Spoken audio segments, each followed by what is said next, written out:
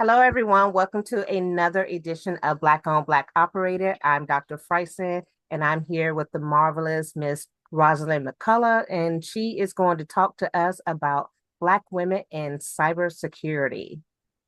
Thank you Right. so much for being with us. And will you start by telling us just a little bit about your background, especially your transition from what you were doing before and how you got to where you are today? Yeah, absolutely. Like I said, I didn't start off in cybersecurity. I actually was working in manufacturing, specifically in medical manufacturing. And so I started off actually doing manufacturing in like silicone wafers and things like that. And then moved into medical manufacturing, like things for like IV filters and things like that. And I was actually manufacturing those things. Wow.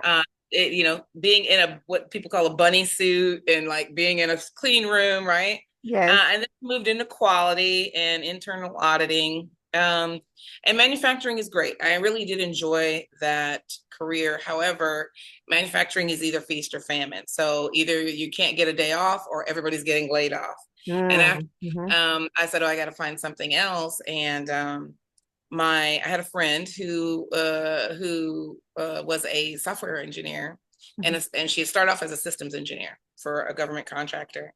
And she said, you're good at math and things like that, and why don't you think about going back to school? Mhm. And so I thought about it, looked at the options, and that's what I did. I went back and got my degrees. All my degrees are in information systems with a concentration in information security. And my first job actually was during the Deepwater Horizon spill in the Gulf, Oh, where all wow. that oil was spilling in the Gulf. Yes. And it took them a long time to cap it. So there were multiple agencies and companies who were collecting data every day, right? All the way from Louisiana down to Florida. And Yes. so, and at the time, because I was in school in Mobile, Alabama, I was just finishing up actually. And I that was my first job. They said, "Hey, we need data cleaners." And anybody who's ever cleaned data knows it's a thankless job, but it really does teach you the ins and outs of data and how to handle data properly. Where I am now is so different from where I started. I did start in security. I started in network security, and for a pretty large technical company. And I liked it, but I knew it wasn't a good fit for me. I Mhm. think that's one of the things that people should take away from this is that uh, cybersecurity is such a huge umbrella and there's a lot of disciplines underneath it. So if you are starting off and you think I'm going to be an ethical hacker, and then you're there for 6 months a year and you don't feel joy in going in and doing that, there's learn something else. Take 6 months to a year to learn another discipline and move. And that's what I've made a couple of moves actually. Yeah, I do have two tech jobs. So one is that I do work. I work for IBM, and I am in on their IT security team. Okay. And so that's my one thing. And what I do there is sort of a hybrid job. I started off really technical, building security applications and things like that. But now I actually manage a couple of programs that we do and projects for IT security. And then the other thing they do is I teach cybersecurity at UC Berkeley. You can actually get into cybersecurity without a degree as long as you have experience. Now, that's the hard part is that Oh. Mhm. getting that first experience, whether you're doing the degree route or the non-degree route. However, I always advocate for the degree route because you learn not just the surface information, which you can learn in a boot camp, and you can do that, and that'd be great. But there's a depth to the knowledge that you will need if you want to advance further, and especially now in this environment where AI is becoming very prevalent in the types of work that we do and speeding up the work that cybersecurity professionals do. You absolutely need more depth of knowledge. Mhm. So my degrees, I have a bachelor's and a master's in information systems, a concentration in information security. Working on a terminal degree Yes. in computer science, actually. But I think that it's one of those things where people have to figure out what's the best path for them. And the best thing the hardest thing I said again is getting um, that first job, right? And so after that, getting that first job is the hardest thing, but the taking a degree route makes it easier because you can get a co-op, you can get an internship, and Right. that's how I got into the field. Was my first job. That first job I was describing was an internship. It was a end of my master's career, and hey, we need data cleaners, and they hired students to do it. Yes, I did actually work the whole time I was in getting my degree. So when I was getting my bachelor's degree, I did not work for a university or anything like that. I actually did work out in the world full time, and what I did was I actually was still working in manufacturing actually at the time. No one likes to work third shift. Right. Everyone wants to work first or second shift. And so I took third shift. Mm-hmm. And so I would get off at 6 in the morning and then go to work and go to class at 8 a.m. Yes. Right. And so and go to class from 8 to 12, come home, take a nap, get up and do it again. And so it was not an easy path but I will say this, I did it that way because I was adamant that I did not want to carry a lot of debt coming out of school. Because at the time I had not planned. My plan was to get my 4-year degree and then go back to work, Mm-hmm. just in a different field. And then when I got towards the end of that, a professor intervened and said, hey, think about your master's. And so now when I did my master's, because I was, so dedicated to my studies and had done pretty good, they asked me to if I wanted to do my master's, and part of my master's scholarship was teaching and also doing research.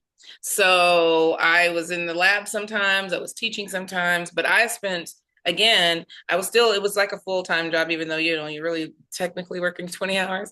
Right. I I was on campus from 7 in the morning to 7 in the evening because I started off early, either in the lab or teaching, and then I transitioned into my own classes in the evening. Right. So, yeah, yeah, Dedication and hard work. Which is yeah, absolutely, absolutely. You have to you set your goal, set your goal, then make a plan, and then set your intention and go for it, and be flexible. Um, like I said, my plan was to go right back to work, and then just in a different field. And when I saw the opportunities that opened up for me, that was when I said, you know what, I could do other things. Mhm. So let me let me let me at least look and see what's out there for me. And that's when I decided to go and do a different thing. I'm glad I did. It put me just getting my master's degree opened up opportunities that would have never been available to me had I only had my bachelor's degree. Because those things are only really seen when you're in the master's program and you're exposed to those things, right? And there's, oh, you're a master's student. Let me tell you about this. Yeah. So if you're already in cybersecurity or you're at the beginning of your journey, I really advocate for people to really, it's very much, and goes for any tech position, but um, you have the basic skills already. Yeah, sorry, but you already have the basic skills. So, and the basic knowledge, and really what you've been learning, hopefully in your whatever program, and this is why I advocate more for getting a formal education, is that you've learned how to learn.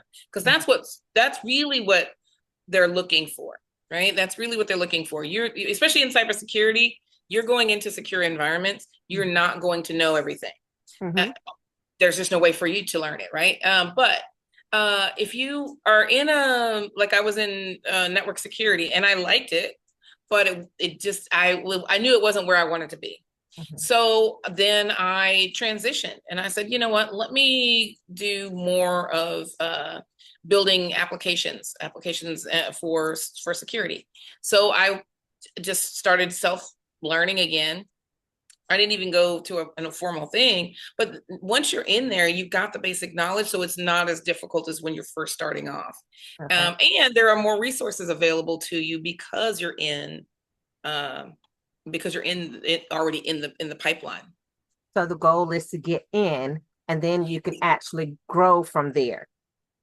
Get your foot in the door. And here's the thing, and this is why I'm so passionate about this.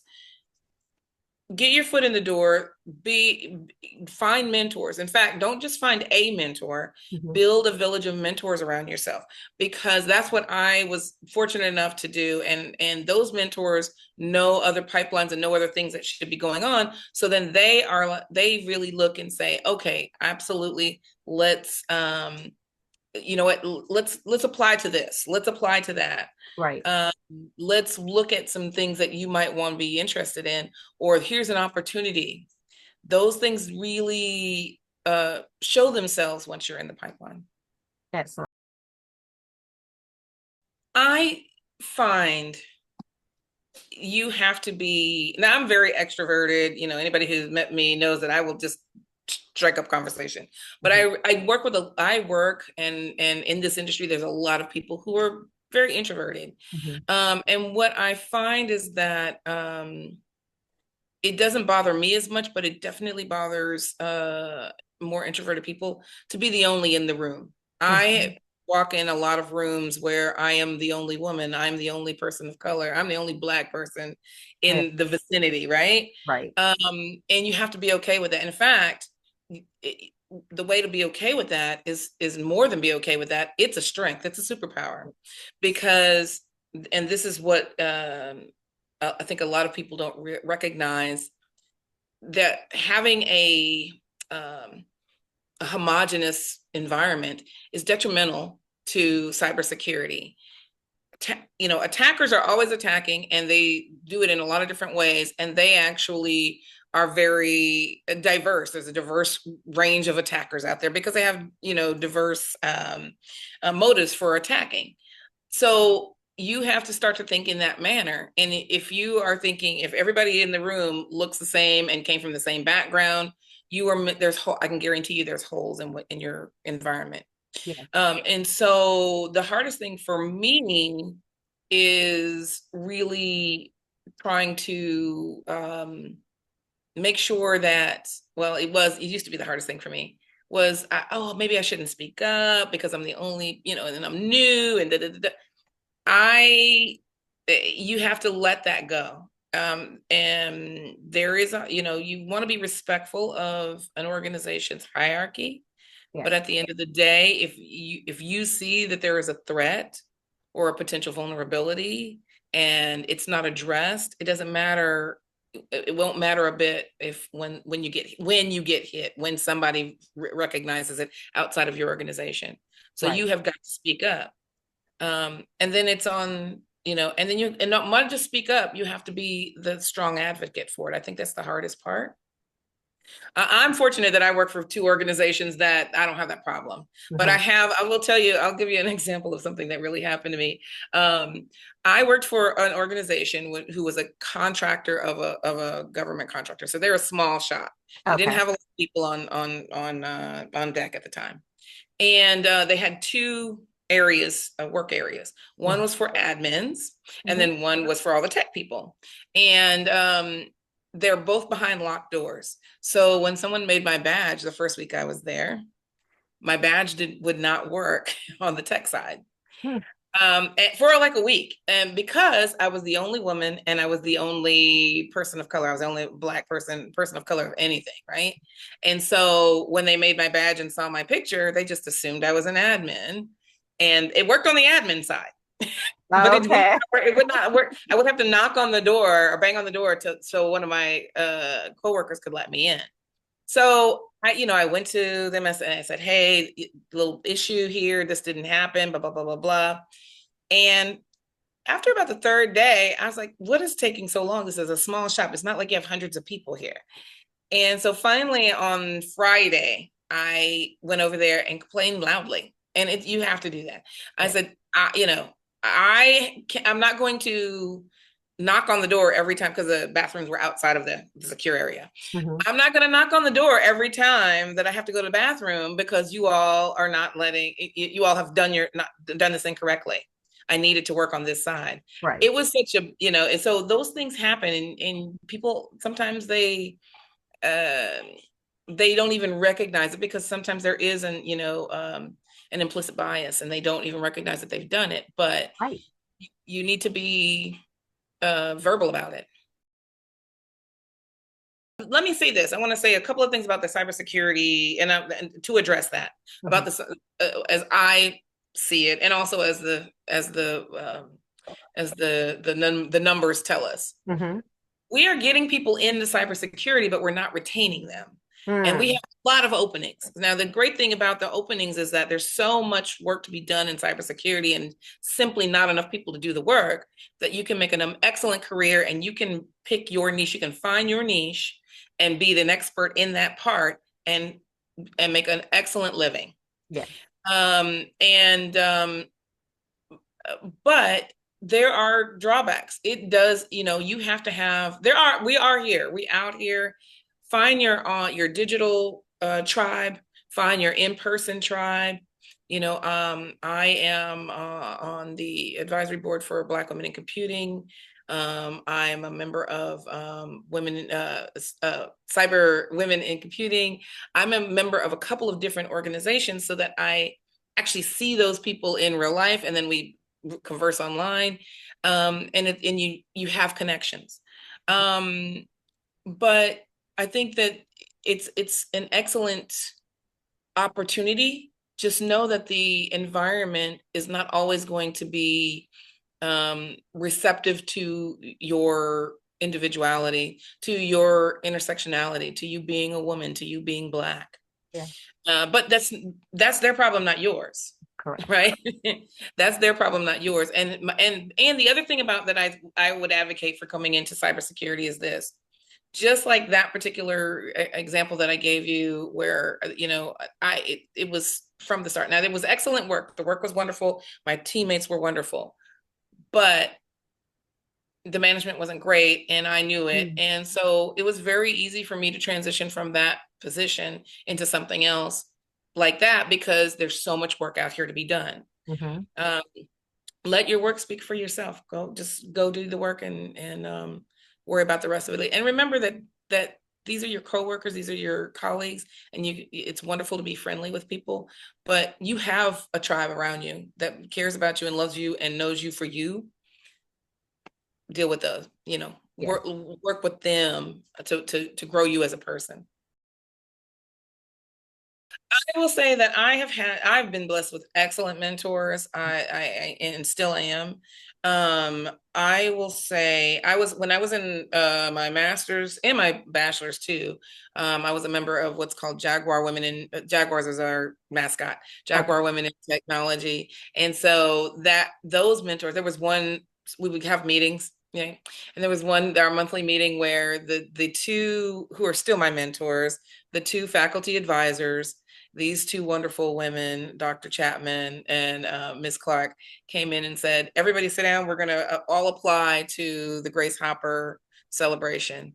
Now, this is a while ago. And if for those who don't know, the Grace Hopper celebration is the largest women in computing conference in the country, actually in the world, really, because Okay. it's global. And so at this time, there were probably about 7,000 to 8,000 people coming to Grace Hopper. And so I'm thinking, I'm going to do it, but I'm not going to get the scholarship and because they were giving, it's expensive to go.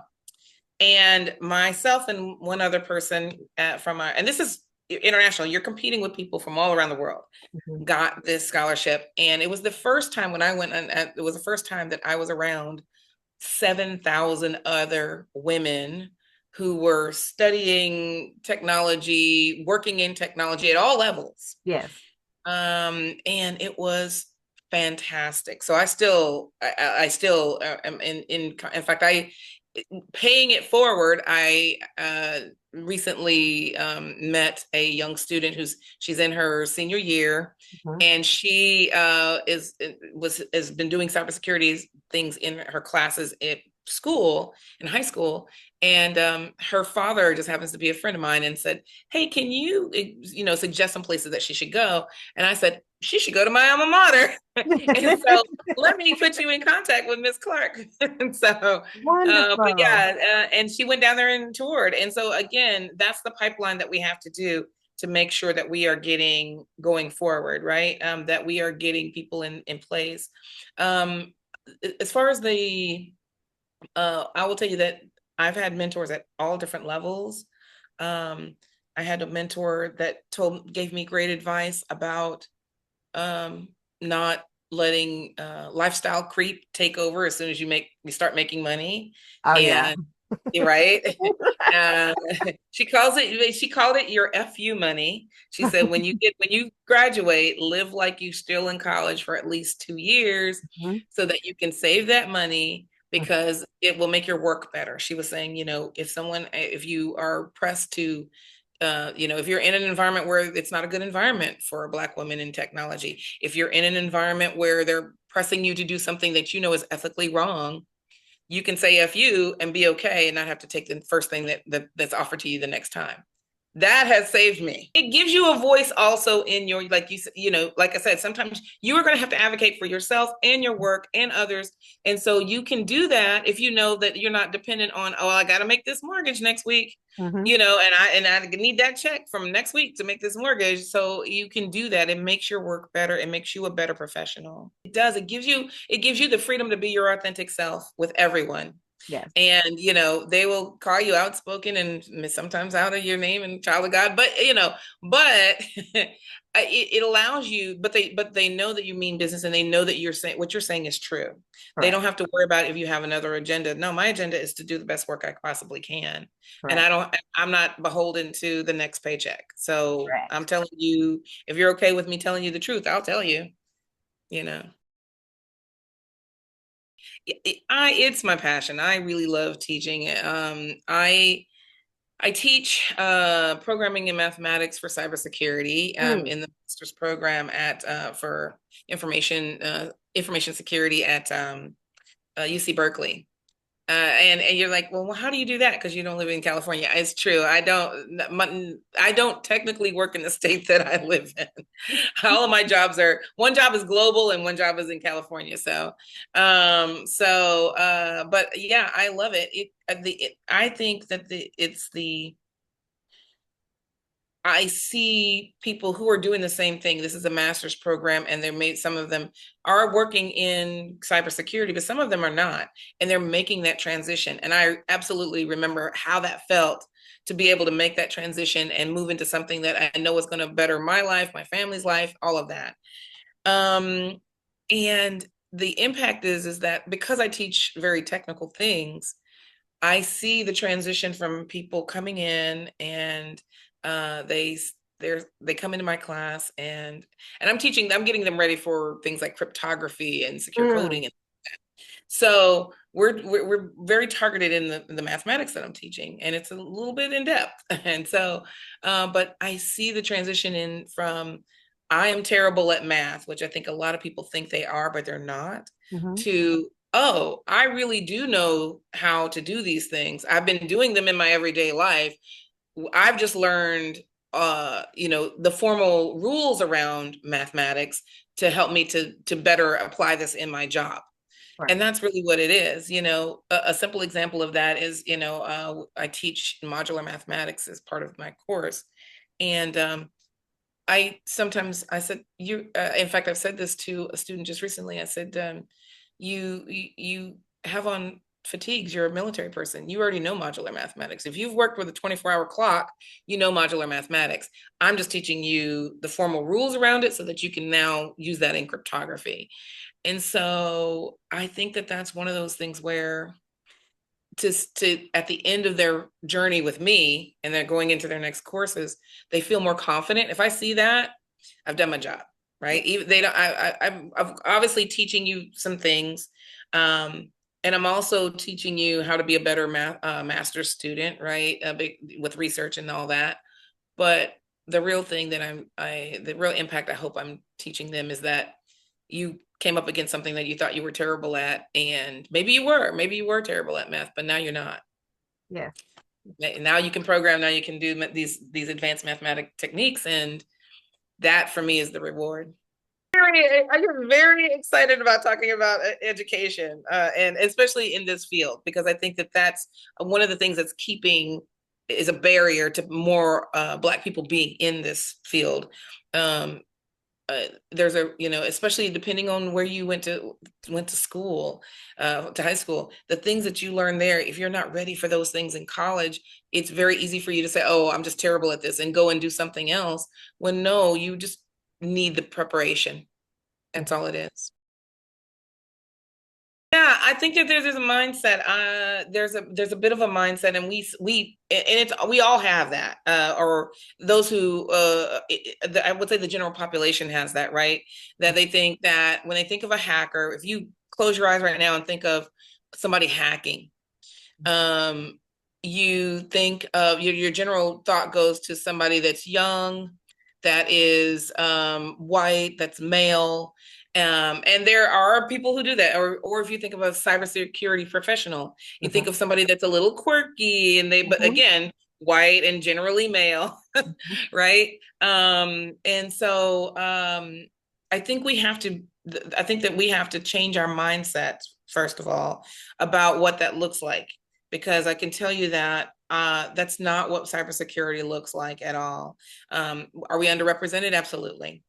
But we're here, and I think that that's the first thing, is that we have to get in our mind that no, you do belong in these spaces, and in fact, you're absolutely needed in these spaces to make them better. Right. Um, I think that's the big thing. Then the second thing is that how do we change after we change our mindset? I think we really need to also um, make sure that we are advocating for um, our our students who are coming up, and also people who are in other industries, to pursue this. Now, there was an initiative maybe about a year ago, where they were saying, you know what, we will pay for people to go back to school, we'll pay for people to go into these training things so that they can go into cybersecurity. I'm not sure, every time there's an administration change, things Right. go by the wayside. Right. So I'm not sure if that's still available, but there are groups out there that once you, and this again, I will keep harping on getting your degree, because once you're doing that, there are groups that are out there. Oh, I'm so sorry. There are groups that are out there that will advocate for you to, will pay for you to go to school. Mhm. I had one of my other mentors. When I was starting my PhD journey, and I was considering my PhD journey, I went to one of his workshops, and he said, and he's talking to all of us, and he says, so graduate school is free. And I'm like, no, it's not, because I work all day in a lab and in teaching, and then I go do my own stuff. It's not free. He's like, no, it's free, you're just doing it wrong. And but what it was is that he said, his workshop was really teaching people how to find scholarships and fellowships, and stack those things so that you could concentrate on being the best student you can be, and not worry about the money, Right. and come out debt free. That was the biggest thing too. Mhm. Come out of it debt free. Even the US government has programs. They have one that's called Scholars for Service, that basically for every year that you take their fellowship, you have to work for the government for a year, right? But that's very broadly written. You can teach at a state university that takes federal money. You can go and work at a national lab. Mhm. But they pay for you to go to school. They pay for your books, tuition, all that stuff. They give you a stipend to live off of, everything, so that your job is to, and you end up with a job because you're required to go to a job fair every year up in DC and do an internship every summer. So their thing is, let's get more people into the industry. And I think what the barrier for Black people is that we don't hear about these opportunities enough. And Right. so you're trying to yell it every time I see someone, let me tell you about this opportunity. And thank you, because honestly, I think for the people who read this magazine, that's what I want them to get is the education, right? Yeah. These are opportunities that exist when people say, oh, I don't have the money. You just told us that there are programs available to where Yeah. money is not the problem. Money's Dedication is the problem. Commitment is the problem. excuse me. Yeah. It's the first, it's getting the two hardest things in self is security, getting your foot in the door and finding what your passion is and putting the and then finding your niche. That's it. Because Mhm. the money is there. And the US government, I don't care who's in office, they recognize the necessity for cybersecurity. Yes. And so there's zero unemployment over here. Like, so Honestly, they will pay for you to go to school to get this done. I used to think I want to come up with some great methodology or something, but I think that my legacy is already intact because I try to bring as many people into the pipeline as possible, especially Black and Brown people. I'm trying to bring us in because this is a space. Every time I go into a space, I'm getting a little bit misty eyed. Hold on. it's okay.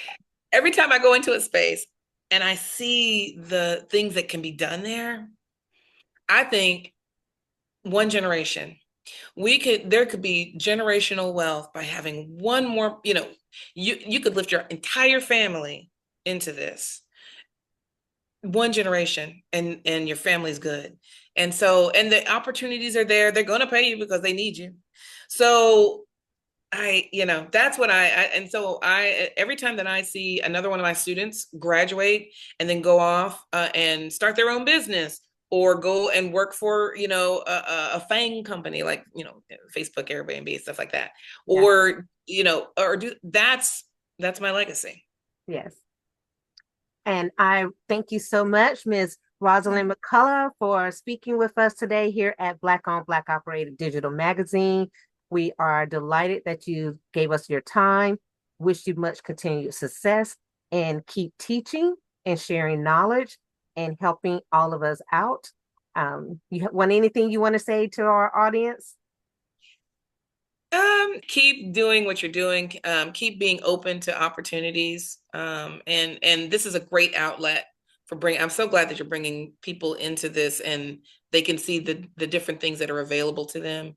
Keep doing this. I guess that's all I have to say is keep doing what you're doing, and don't be afraid to go into environments that you haven't been in before. They need you in those environments. Well, thank you so much. And we will speak with you on another time. And everybody, share this episode. This is a lot of knowledge that's being shared with us, and you want people to have it. Thank you, Roz.